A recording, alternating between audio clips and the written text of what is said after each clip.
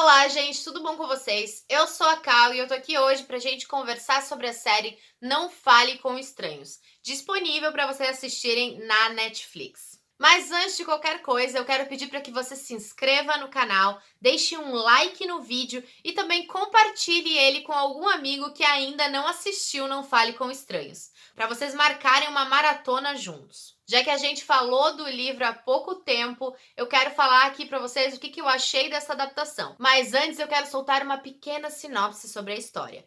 E se vocês quiserem saber mais, só acompanhar o vídeo do livro que está nos cards. Quando uma mulher desconhecida faz uma declaração bombástica sobre sua esposa, Adam Price se vê envolto em um mistério e tenta desesperadamente encontrar respostas. Importante dizer que há a chance de termos pequenos spoilers aqui neste vídeo, nada grande que talvez vá atrapalhar a sua experiência ao assistir a série, mas como é uma análise da adaptação em si, com certeza alguns detalhes eu não poderei deixar de fora, mas eu acredito que nada que possa atrapalhar a experiência de vocês. Começando com o que aconteceu no primeiro episódio, a gente vê uma diferença. Aqui na série, quem conta pro Adam sobre a falsa gravidez da sua mulher é uma mulher e não um homem como no livro. Mas o diálogo entre eles é bastante semelhante. A história da convocação do menino dele também seguiu mais ou menos a mesma proposta, assim como ele pesquisando na internet para saber mais, saber se era verdade o que essa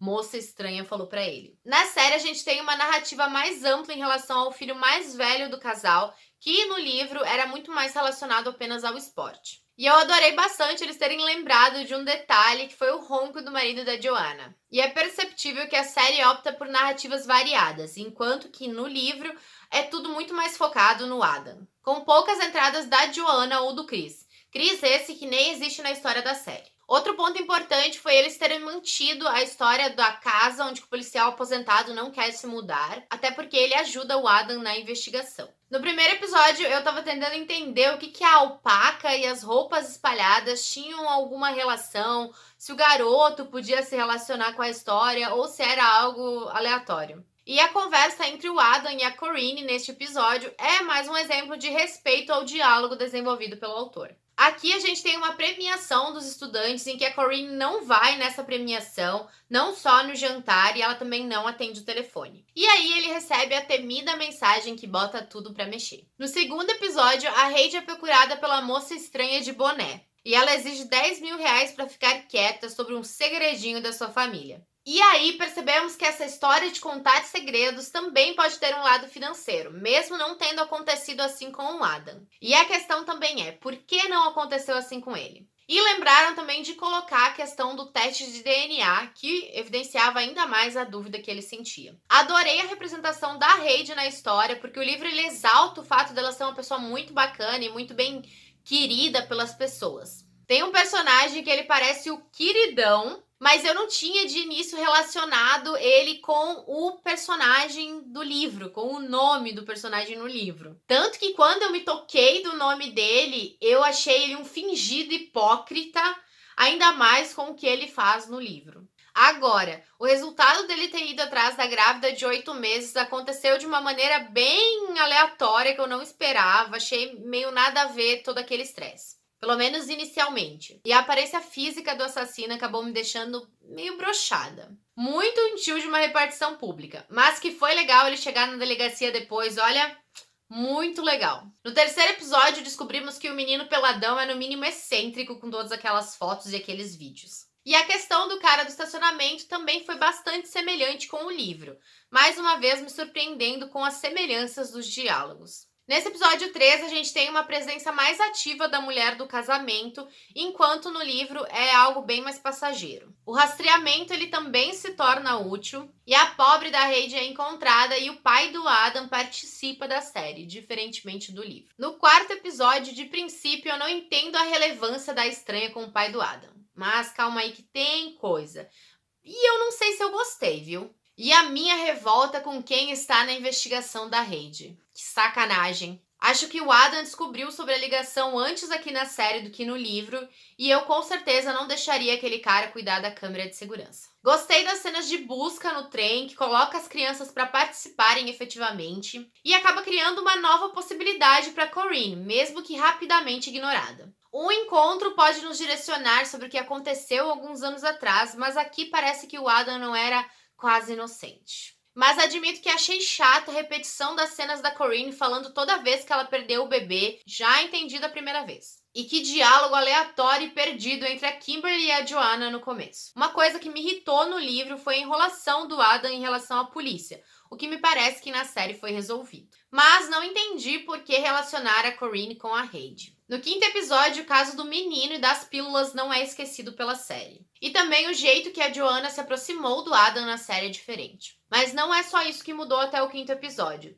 A equipe dos segredos é muito menor, muito reduzida e também não tem nenhum homem. E com certeza no quinto episódio eu pensava, mas se na série for a mesma pessoa que matou a outra lá, eu vou gritar fingido! E aqui temos um pouco mais o relacionamento da Joanna com o marido, enquanto no livro ele é só citado. E no sexto episódio, um corpo foi achado, o que nos explica por que ele estava tão reticente. E lembrando que isso não tem no livro. Mas foi um acréscimo interessante que justificou com mais força a insistência do personagem. E homens dando as suas desculpas para matar mulheres, como se não tivesse outra maneira de resolver uma situação. E honestamente, a suspeita do Adam em relação a Corinne e o cara da casa, para mim não fez nenhum sentido, mesmo depois do que eu descobri.